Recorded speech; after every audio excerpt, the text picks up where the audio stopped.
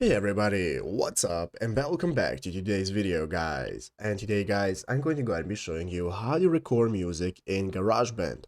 This is a very simple thing to do guys, so make sure to watch this quick and easy video till the very end, follow my steps correctly so you can make sure this works the same for you and you can do this yourself. But yeah guys, let's get straight into it.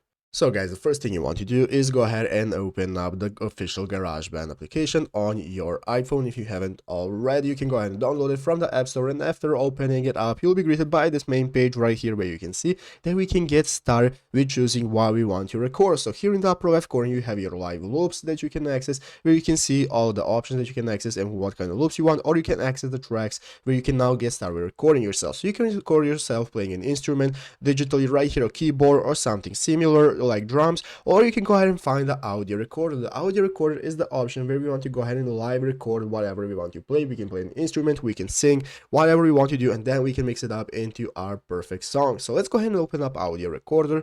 As you can see, after opening it up, now we'll be greeted by this main page where we can get started recording ourselves and seeing how it works. So guys, you can see to get started recording, you want to click the big red circle at the top of the screen. So by clicking the red circle, as you can see, you can get started with talking and recording yourself, and you'll be able to go ahead and place yourself over an instrumental beat. So as you can see here, we have all the effects. We can change the tone, the squeeze, and so on. We have the effects that we can choose right here, and so on. And in the upper left corner, we can go ahead and click the sliders. They're going to go ahead and open up our audio settings where we have our plugins and equalizer. We have the master effects that we can use to edit our music and so on to make it sound how we want to sound. And if you click this button next to the sliders, it's going to go ahead and open up this section right here where we can get started with mixing our music. So we can go ahead and add an instrumental. As you can see, I have recorded myself playing a keyboard and a piano, and I have my voice recording there I can play. So you can go ahead and mix them up and get your recording. But yeah guys, basically that is it, how to do it. So I hope this video was helpful. If it was, make sure to leave a like, subscribe to the channel. So yeah guys, thanks for watching,